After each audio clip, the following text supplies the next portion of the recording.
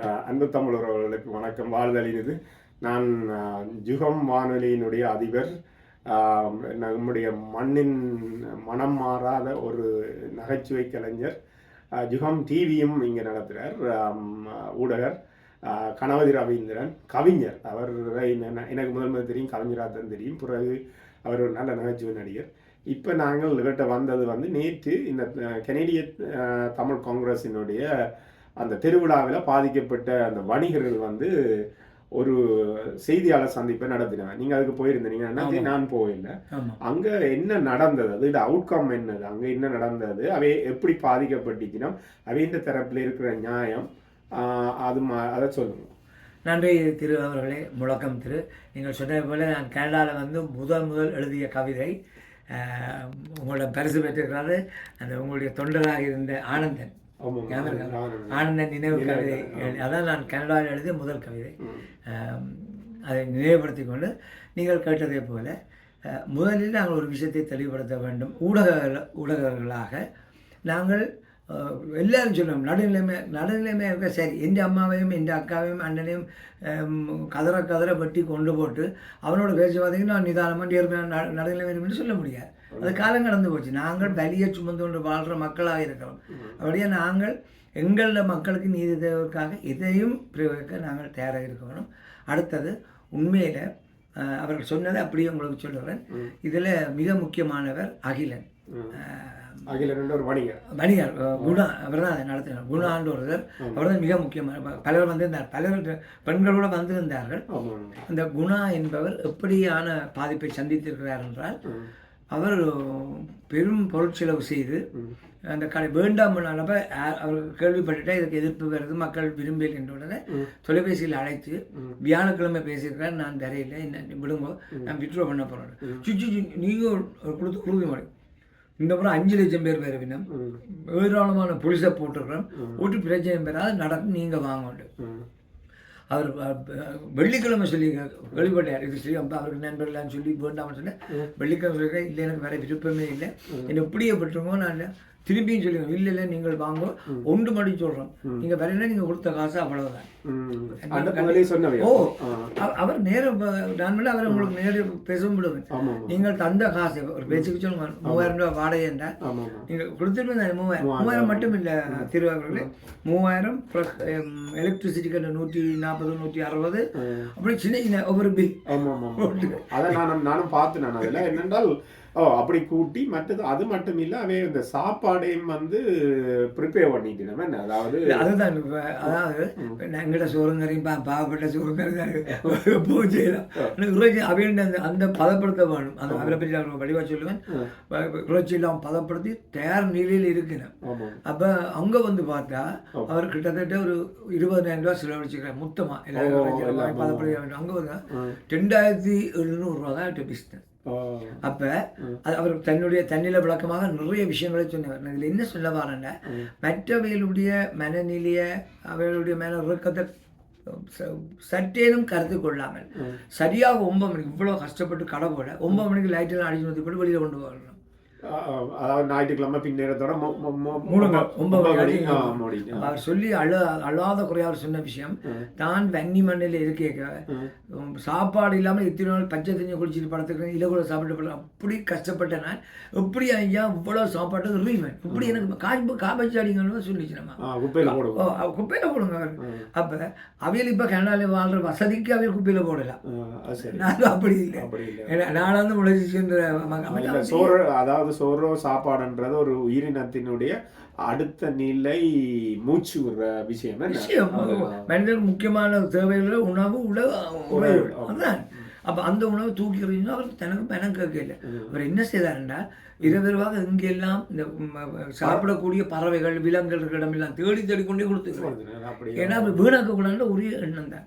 இதை போல காசையும் கொட்டி போட்டு அவ்வளோ காசை கொட்டி அதை இழந்து இப்பொழுது அவர்கள் அத்தனை பேர் ஒருமித்து நேற்று ஒரு ஊடகவியலாளர் சந்திப்பை நடத்தினார்கள். அவருடைய முக்கியமான குறிக்கோள் என்னென்றால், இனிமேல் யாரும் அதுவும் அவர் உறுதிப்படுத்தலாம் 5 லட்சம் பேர் வர வேண்டும்.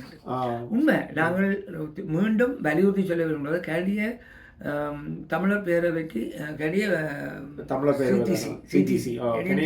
காங்கிரஸ் கேட்டிய தமிழ் காங்கிரஸோ அதனுடைய கடந்த கால நிகழ்வுலாம் வெற்றியாக நடந்திருக்கு. லட்சம் மக்கள் கலந்துருக்காங்க. ஆனால் இன்றைக்கு போய்வியல் அங்கே இருந்து இமாலய பிரகடனத்தில் கையெழுத்து போட்டு சிங்கள கோப்பையிலே மேசையிலிருந்து சாப்பிட்டுச்சுனமோ அன்றைக்கு தான் இவருக்கு எதிரான மக்களுடைய கருத்துக்கள் விளங்கட தொடங்கியது. அப்போ நீங்கள் இவ்வளவும் கதைக்கணும். இப்போ சொல்ல நீங்கள் அவங்க முதலே பேசினாங்க, எத்தனை பேசினார். நான் ஒரு ஊடகவியலாளனாக எத்தனை தலைவர்கள் முயற்சி நடந்தது, எத்தனை பேர் முயற்சித்தார், பேசினார், எல்லாம் செய்தார். இல்லை இன்னும் ஒன்றே நான் இதில் பகிரங்கமாக சொல்ல, அதாவது நீங்கள் சொல்றீங்க இந்த சிடிசிட்ட நீங்கள் எல்லாம் நாம் எல்லாரும் பேசி பார்த்தது இது சம்பந்தமா. ஆனால் ஒரு நிலப்பாட்டுக்கு வேற இல்லை. பார்வை எப்படி என்றால் நாங்கள் எல்லாம் வெல் எடிக்கேட்டட், இந்த கேட்குற சனத்துக்கு ஒன்றுமே விளங்க லூசி ஜனங்க அதுக்கு நாங்களே சொல்ல ஒரு மனநிலை. அது பகிரங்கமாக உலகத்திலேயே சொல்கிறேன். ஆமாம், இல்லை இல்லை, அது என்னென்னு சொன்னால் நீங்கள் ஊரில் வந்து ஒரு பேச்சுவார்த்தைக்கு போனால், அதாவது பிரேமதாசாவோட பேச்சுவார்த்தைக்கு போனாலோ, ராஜீவ் காந்தியோட பேச்சுவார்த்தைக்கு போனாலோ, அல்லது எரிக் சொல்ஹேமோட நோர்வேல எல்லாம் இயக்கம் பேசினாலோ, அங்கே வந்து இந்த பாலசிங்கத்தர் ஒரு ப்ரீஃபிங்னு சொல்கிறது, அதாவது மக்களுக்கு நாம் என்ன செய்யறோம்னு சொல்லிவிடுறோம், கட்டாயம் சொல்லுவார். அப்போ எல்லாரும் we are on the same page. அதாவது மக்களுக்கும் விளங்கும் புலிகள் இதான் செய்யணும், எங்கட இயக்கம் இதான் செய்யுது, அதோட அவன் சேர்ந்து பயணிப்பிடும். ஏன்னா அதுதான் அந்த உயிரோட்டம். அப்போ இவையில் வந்து அதை சொல்ல இல்லை, அதை வந்து கமுக்கமாக வச்சுட்டினோம். அந்த படங்களை கொண்டு வந்து இதுலேயும் போட்டவை இல்லை நினைக்கிறேன், தங்களோட ஃபேஸ்புக்லேயும் போட்டு அதை சைன் பண்ணி போட்டு புத்த பிக்குகளோட உடன்படிக்கையில் சைன் பண்ணி போட்டு மஹிந்த ராஜபக்சவட்டையும் அதை போய் சொல்லி தண்டி அவரோட ஒரு படம் எடுத்து போட்டு வந்துட்டினோம். எனக்கு நீங்கள் நின்ற ஆள் ஊடகம், நானும் ஒரு ஊடகம். எனக்கு ஒரு சந்தேகம், எந்த குடும்பத்தை ஒருவன் வந்து வெட்டி கொண்டு இந்த அம்மாவை இந்த சகோதரிய மனைவி எல்லாம் வெட்டி கொண்டு சீதச்சு சீரழிச்சிட்டு பிறகு ஒரு 10 வருஷத்துக்கு பிறகு அவர் இன்னொரு பொது நாடாளை பிடிச்சோண்டு வாரார் எங்களோட கேட்கறதுக்கு. நான் வெட்டினா தண்டாப்பா அதை மறந்துடுவோம், அதை விடுங்கொண்ட எப்படி அதை ஏற்றுக்கொள்ள ஒரு மனிதனாக. சரி, அது எங்களை கண்ணுக்கு முன்னுக்கு சதையும் தெத்தமுமாக சிதைஞ்சு சின்ன பின்னமாக இப்போ உறவுகளை பார்த்து நாங்கள் நமக்கு, அதாவது அந்த இன்னொரு பதம் வந்து எல்லாருக்கும் ஒரு பிடிக்காத விஷயம் என்னன்னு சொல்லி சொன்னால், இன்னொரு பதம் வந்து அந்த இனப்படுகொலைன்றதை நாங்கள் ஏற்க இல்லை.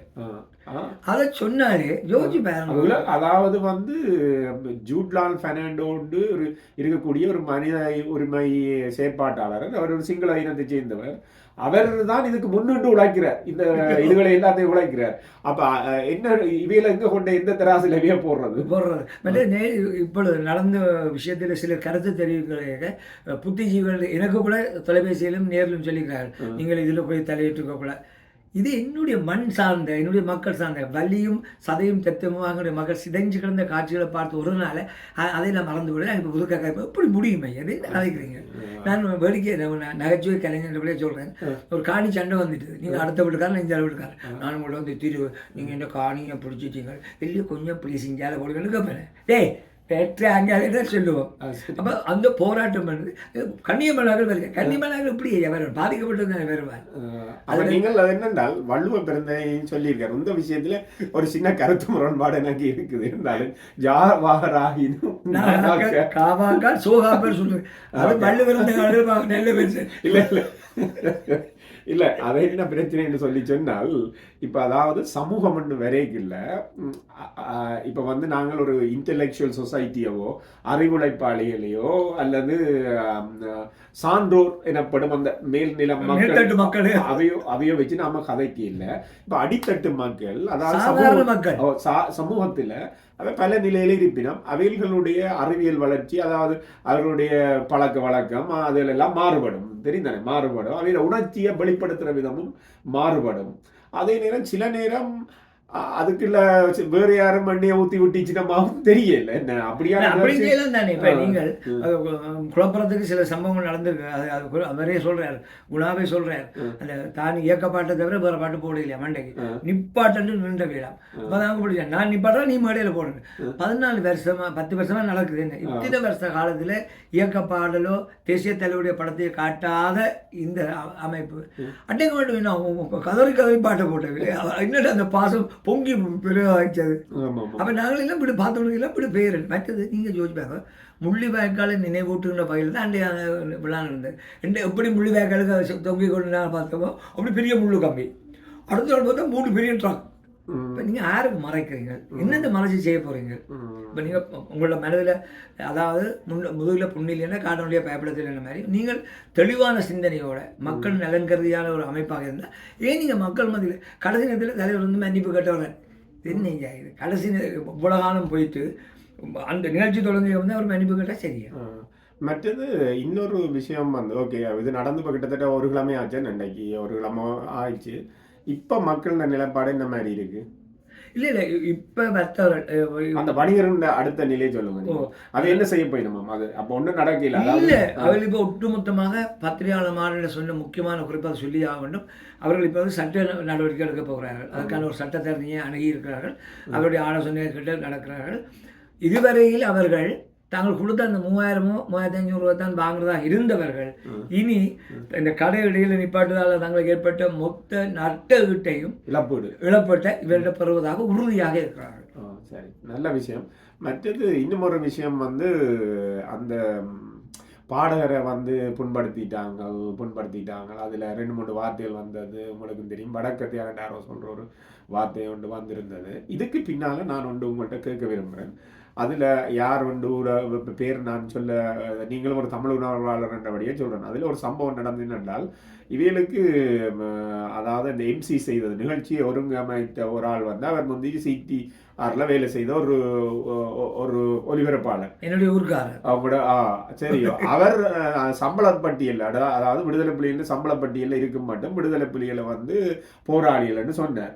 இப்போ அவர் அதிலிருந்து அவர் வெளியே போனோடனையோ அல்லது விலத்துப்பட்ட உடனே சம்பள பட்டியலில் இருந்து விடுபட்ட உடனே அவர் வந்து இப்போ சொல்கிறார் வந்து பயங்கரவாதிகள், விடுதலை புலிகள் பயங்கரவாதிகள். அப்போ இதை வந்து அவர் சம்பள பட்டியலில் இருக்கைகளே சொல்லி இருந்தாருன்னு சொன்னார். நேர்மையான ஒரு ஊடகவியலாளர் அப்படி சொல்லியிருக்கலாம். அவரை பார்த்தோன்னே அவர் இந்த ஃபேஸ்புக்கில் எழுதி இந்த பொடி பொட்டியிலெல்லாம் சண்டை போனது அவருக்கு. உனக்கு அப்போ தெரிய இல்லையோ புலிகள் பயங்கரவாதிகள், இப்போதான் தெரியுதா பயங்கரவாதிகள்.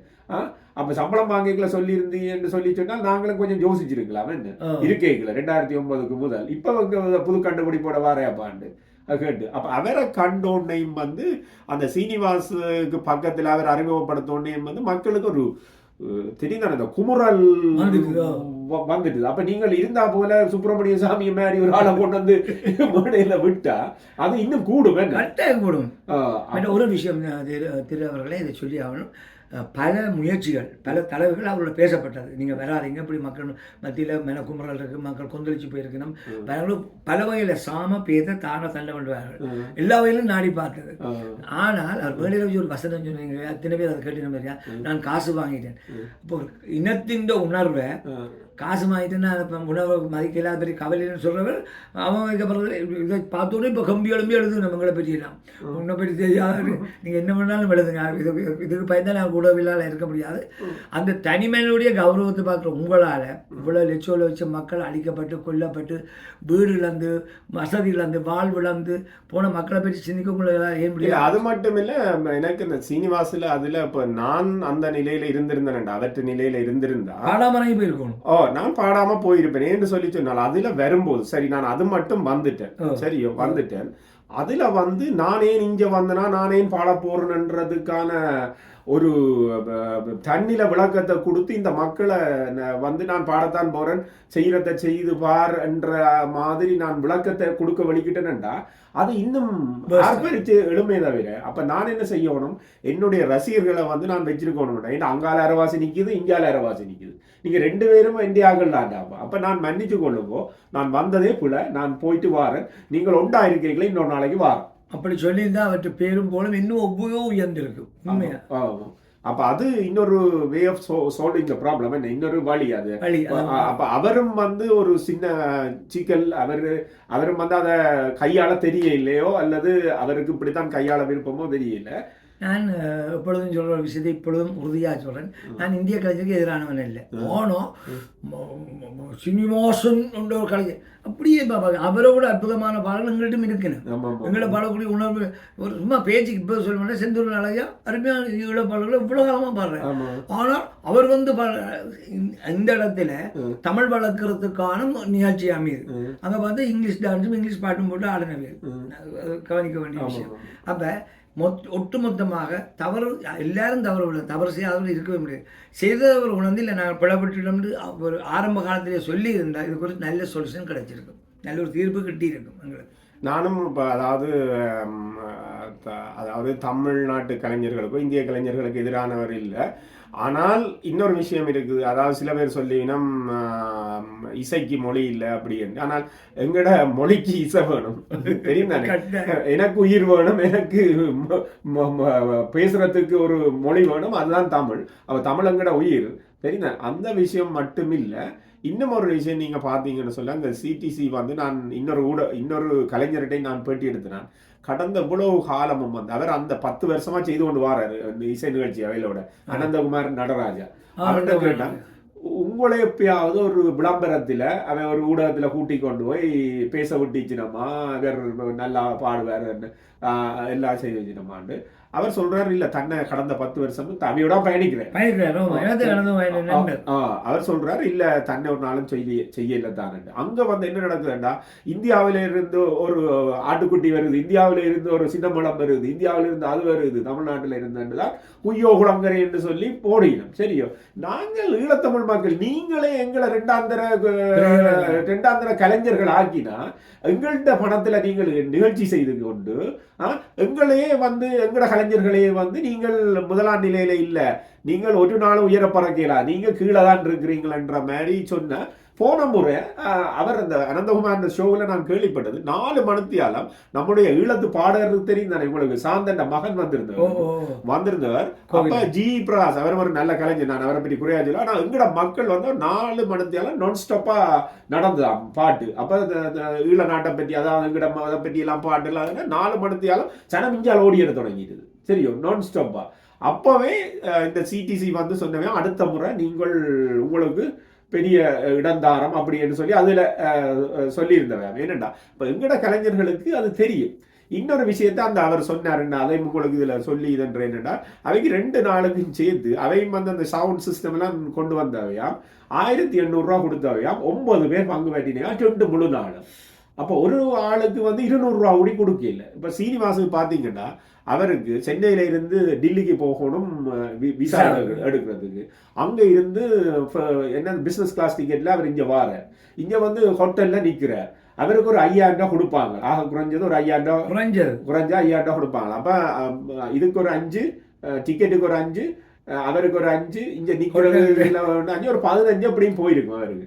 அப்ப இவங்களுக்கு 9 பேருக்கு 1800 ரூபாயும். அதுவும் சாமான் ஜக்கெட்டு அந்த இதெல்லாம் போனால் நான் நினைக்கிறேன் ஒரு ஆளுக்கு 2 நாளுக்கும் சேர்த்து 150 ரூபாயும் வந்திருக்காது.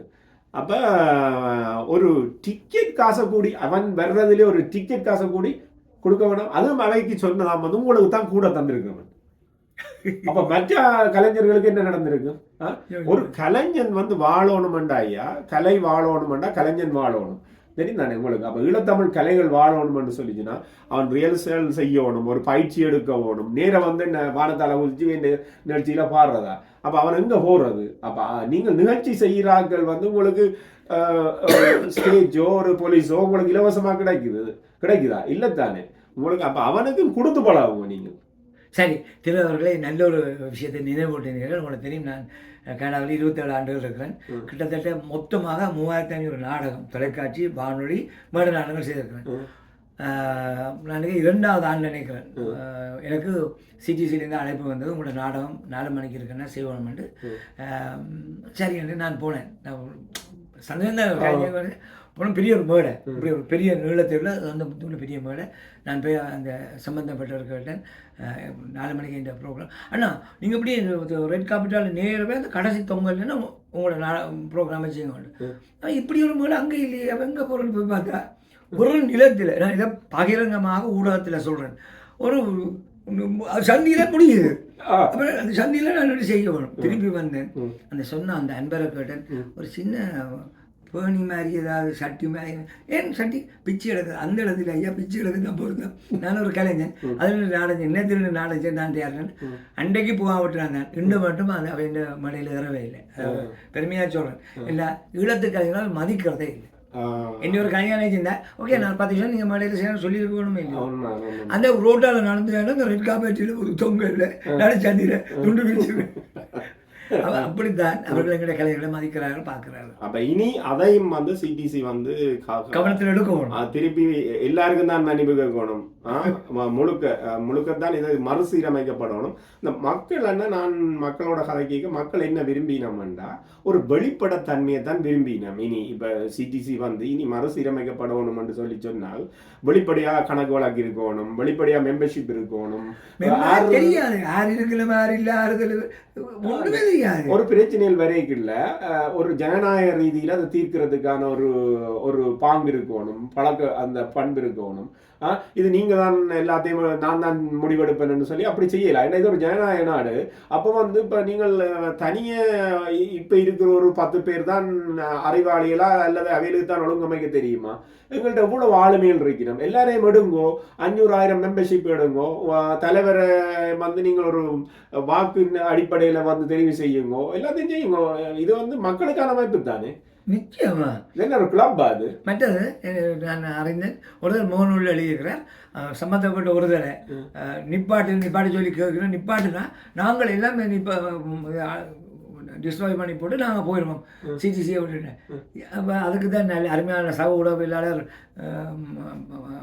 லங்கதாஸ் பத்மநாதன். இது ஒரு தனிப்பட்ட கலையை இப்போ நீங்கள் ஒரு 10 நடத்துறீங்க, உங்களுக்கு பிடிக்கல பெண்ணாளம் பார்த்தீங்கன்னா ரீல் வந்து பெண்ணாடு விட்டு போகலாம். ஒரு சமூகம் சார்ந்த ஒரு இனம் சார்ந்த ஒரு அமைப்பை உருவாக்கி போட்டு நாங்கள் எல்லாம் பிடிக்கணும் என்ன நிற்கிறீங்க எங்களை பற்றி? இதுக்கு வர சட்டம் எடுப்போம். அதுக்கு உள்ளுக்கு எங்கே வருது ஊடக எலும்பு நாக்கி ஊடகவியலாளர்கள் எழுதியிருக்கிறேன் ஒருத்தர் அதை சார்ந்தவர். அப்போ யோசிக்கணும், இங்கே இருக்கிற ஒட்டுமொத்த ஊடகவியலாளரையும் கொச்சப்படுத்துகிற வார்த்தை இல்லை.